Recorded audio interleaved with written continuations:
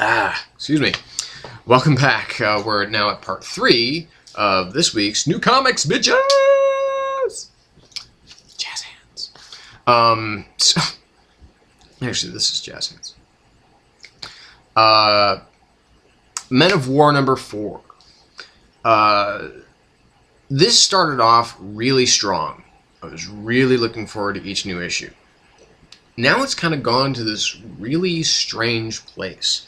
I don't know what kind of book this is supposed to be, really. I mean, there's too much, honestly, that's just confusing to me.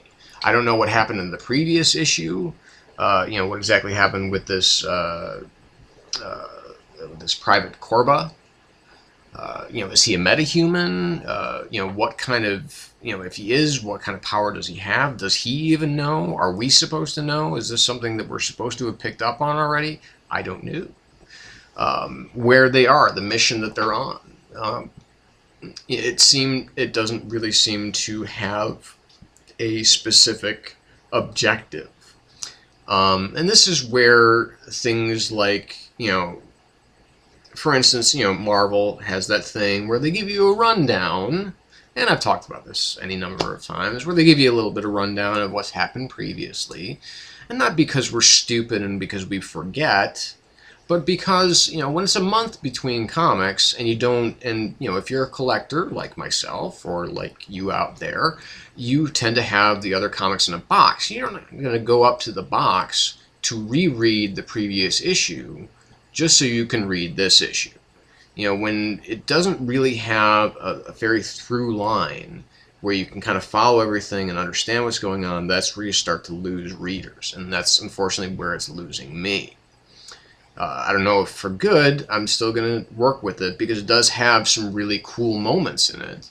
But at the end, I just think that I've kind of been left in the dark on this one, and I don't think it was on purpose. I think that this was kind of rushed. The B story to this issue was really ridiculous. It was just kind of like, what did I just read? As far as this whole kind of battle suit thing, it's like, why are they introducing this to this? It's like, how does this become a B story to this story? Because it just seems very out of place.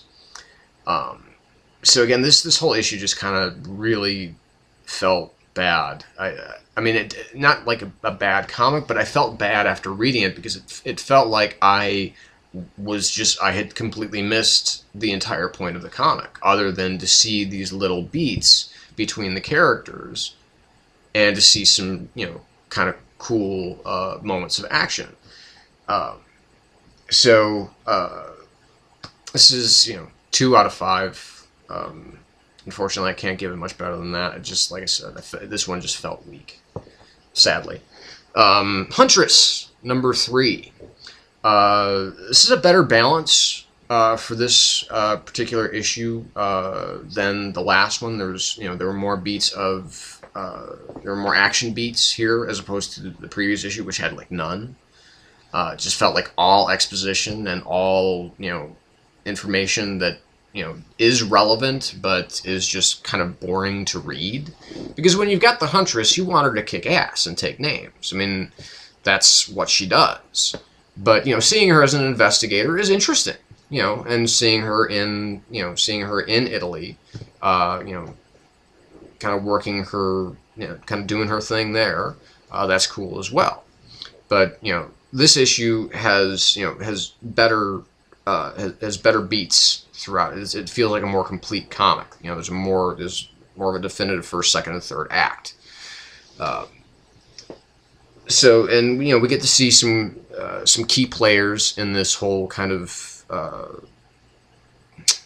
can't really say conspiracy, but in this whole big deal. The crime that she is investigating, which is this human trafficking.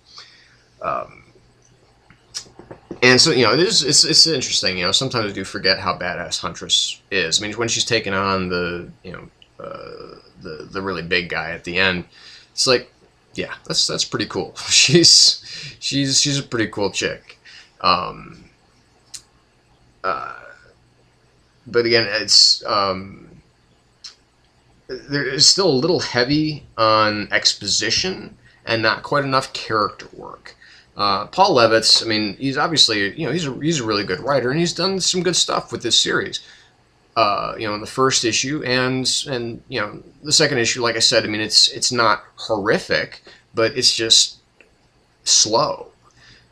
This really, amped up the pace quite a bit, and that feels good. But again, and the whole thing, it felt the villains feel a little cliched.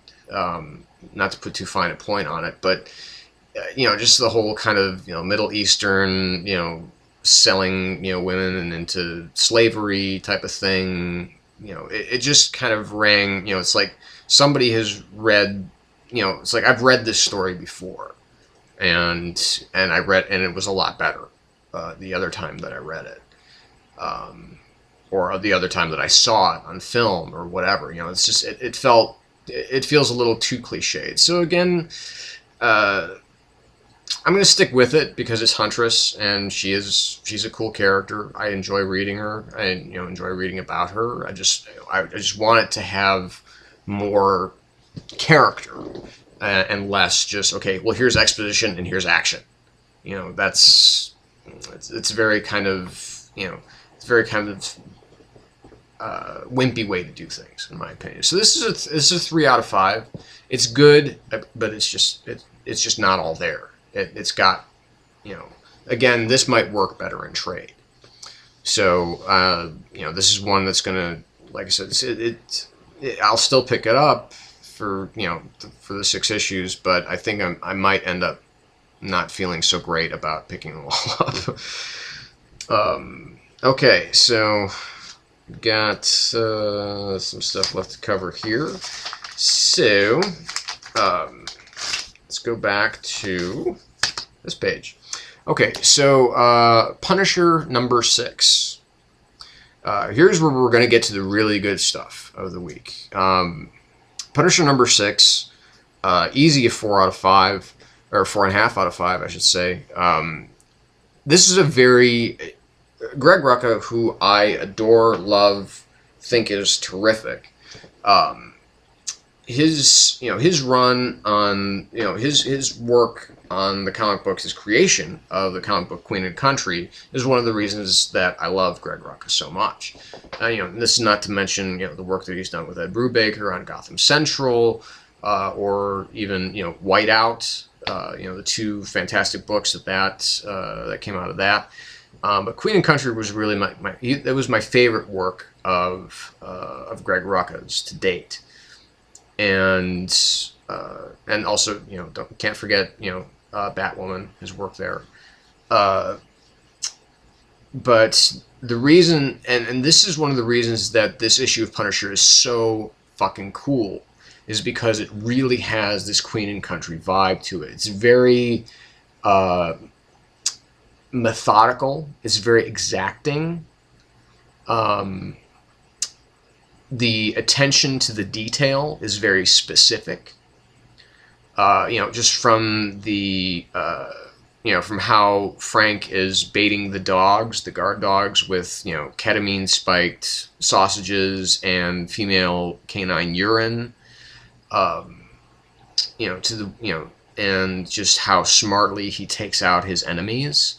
It's very, and also, Rachel Cole's, with her, or Rachel Cole, Rachel, is it Cole or Coles? It's Al, whatever. It's Rachel, and she is definitely on a mission of her own. And I think you kind of knew this from the beginning, that these two are going to be, they're on a collision course with each other, Frank and Rachel, because they both have the same crime that they're investigating, but for very different reasons. And we get to see Rachel finally, out of the pool, so to speak, of her physical therapy and into action. And she is an extraordinarily formidable foe. I think they really took her for granted when they slaughtered, 30 members for her wedding party, including her husband that she had just married. And Frank is just, this is not a man who's going to put up with, this kind of crime done on his turf, especially when it comes, there hasn't been a lot of men. I mean, Frank has not spoken really a whole lot at all throughout the first 6 issues of this comic. He doesn't speak at all in this issue. Again, he's definitely a man of definitely a man of deeds and not words. But I'd like to at least maybe see some inner monologue. That would be, I mean, that's just me though. I think it works just as well without it. We don't really need to see everything that Frank is thinking. We don't need to see him to really hear him talking. But to have, to have a little bit more of a stake in this, as far as it just being crime in his city, that's what I think will work for Frank ultimately. But like I said, it works. That's a personal thing. That doesn't, I'm not even recommending that they do that per se, because I can just kind of imagine in my head, okay, well, this is what's going on. And that's one of the cool things about this comic. And it's another great, just another great issue of storytelling, making it really, really, really strong. I do miss Chichetto's art in this issue. The art in this is good. It's really good. It's just not quite as good as the normal artist Chichetto's work is. So again, this is, like I said, 4.5 out of 5. Easy. No, nothing really else to say about this other than, if you're not reading The Punisher, if you're not enjoying it, you're kind of missing the point.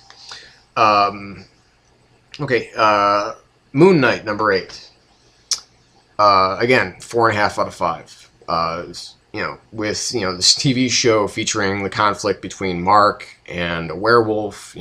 Basically that's where we first saw Moon Knight, was in the comic book Werewolf by Night. That's a nice little nod there from Bendis and Malieve. And this kind of Q-like vibe that which is really cool that we're getting from Buck. And this really cool partnership of Moon Knight and Echo. We've got some internal politicking going on within the LAPD as far as what really intends to happen now that they have Snapdragon in custody. What can they do against Count Nefaria? They have proof. They have evidence. What are they going to do? And we have one cop who seems to want to do things the right way, and another who might be, I don't know about suspicious, but it's definitely worth looking, keeping an eye on. But, and of course the appearance of Wolverine, Spider-Man, and Captain America. I think that's really cool that that Moon Knight has Cap's, kind of, hard light shield that he has. Because I always loved that thing. Even when it was just kind of a replacement for the shield. And this was back in the 90s when they came up with this idea. It's just, I always thought it was cool. I mean, obviously I love the original shield, but, it was a cool replacement for the time being. This book is crazy good. I mean, it's just, Bendis is doing, really some great work here on Moon Knight. I wish that they had kind of not done any of the previous issues of Moon Knight that were, that came out in the early, or the mid 2000s with Charlie Houston writing it, because it was too, like I said, he's taking that same crazy, but he's making it kind of more crazy like a fox as opposed to like batshit insane. So, and Malieve's art, tremendous as always. He never misses a beat. So again, 4.5 out of 5 from Moon Knight number 8. And stick around because we've got a couple more titles to go through. So stay tuned.